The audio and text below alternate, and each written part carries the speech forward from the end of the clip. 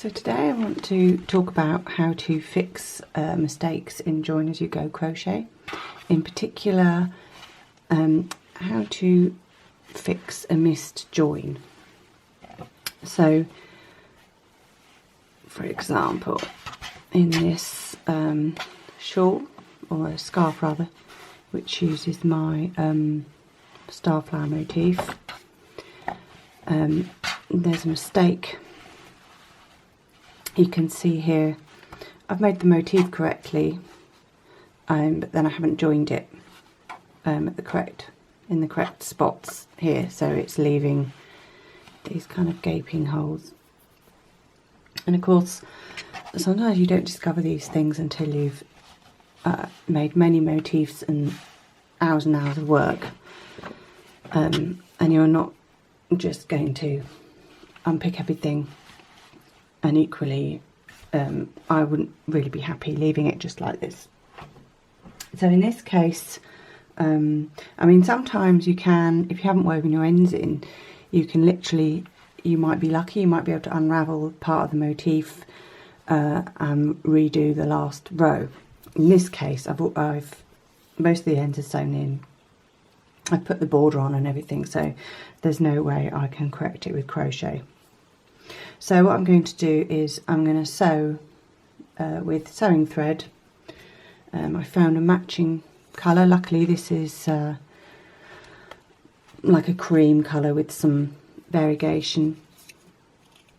Obviously if you've got heavily variegated, you just have to try and pick a colour that most closely matches and would blend in the best. So lucky for me, this is a cream, which I've got plenty of that thread anyway, so there's no problem matching it up. So I'm literally just going to sew together at the points where I would have done the join in the join as you go motif. So I'm going to actually start the yarn. I'm going to attach the yarn into an area where there's a bit more going on, such as a corner, just because it's slightly less visible there. And I'm just going to make a couple of multiple stitches in the same spot, little tiny stitches, and then the last one I leave the loop slightly open. I'm going to put the needle through that and pull it tight to make like a tiny little knot, and then you will end up with this tiny little end which you can just very carefully snip off without cutting your work. So obviously if you're a seasoned seamstress or sewer, you know, that's probably not the best way to start it off, but that's how I do it and it's absolutely fine. So my first join is in this chain 8 section, and it should be about halfway. So I'm not actually going to count any of the chains of the stitches, I'm just going to do it by eye. And what I'm going to do is I'm literally going to do a running stitch, which is just down and up, down and up, down and up, until I get about halfway. So you've got to try and keep these stitches as small as you can so that they're not visible. And then you also need to make sure it matches the tension of your work, because obviously if you pull it too tight, then that's puckered that up and it will ruin the drape of your piece.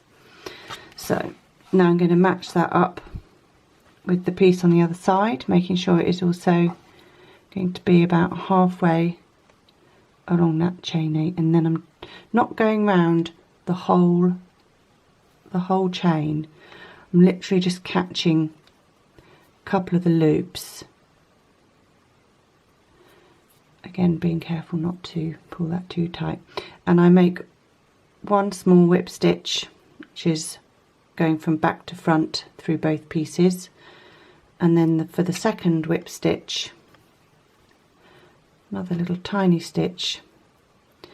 And again, when I get this last loop here, which I don't see if you can see, it's quite difficult to see because it's the same colour as the background, I'm just going to go through that with my needle to make a little tiny knot. So that just helps give that a little bit more stability as I move along to the next join. So I'm not going to start, I'm not going to finish this off and reattach the yarn for every single join. I'm now going to actually travel along with a running stitch to the next point where I need to join. And actually on this section there's more than 2 joins. I've got to make 4 joins because I've also not joined this bit, but then this piece I have joined. So I'm just going to keep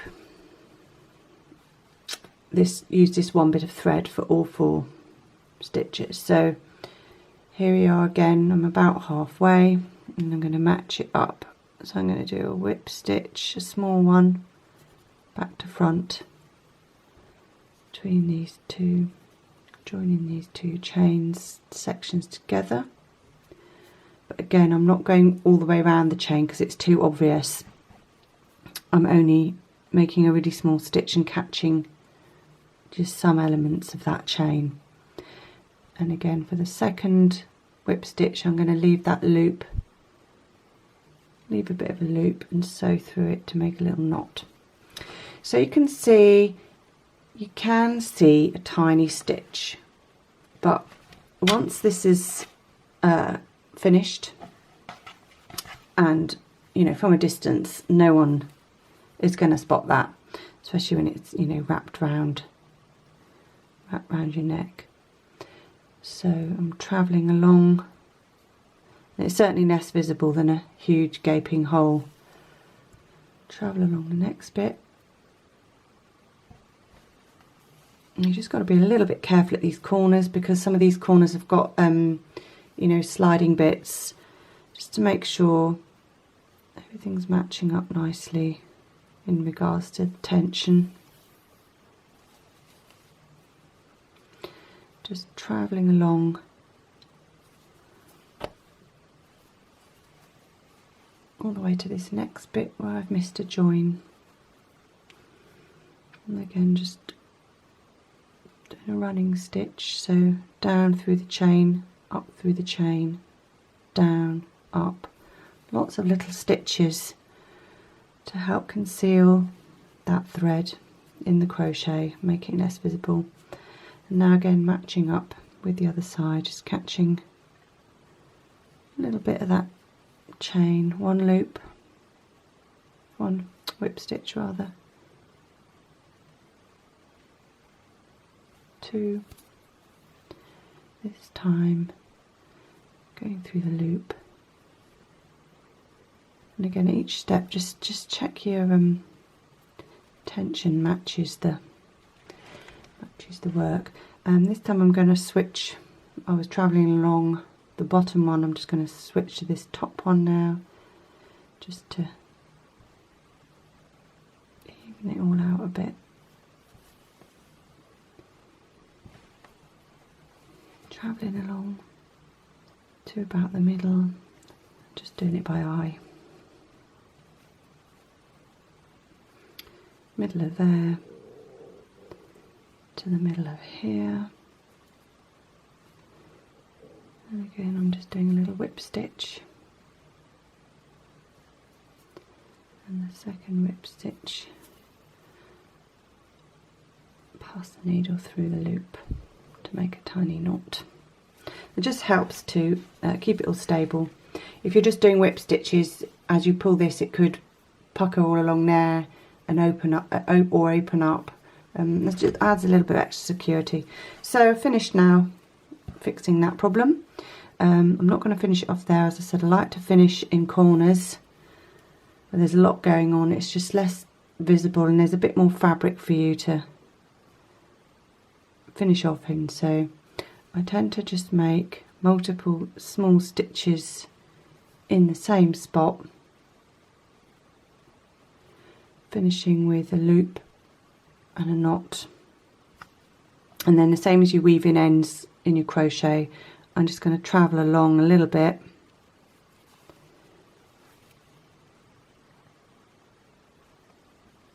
back the same way, but skipping a stitch, and then trim that off very carefully. And now you should see, zoom out, it's barely visible. You can't really see that I've made those tiny sewn stitches. Yeah, I fixed the problem. I'm now having to unravel everything. If you like this motif, you can find it on my YouTube channel. It's also on my blog. And if you really like, I can also give you instructions for how to make this scarf, including the borders and the trim on the end.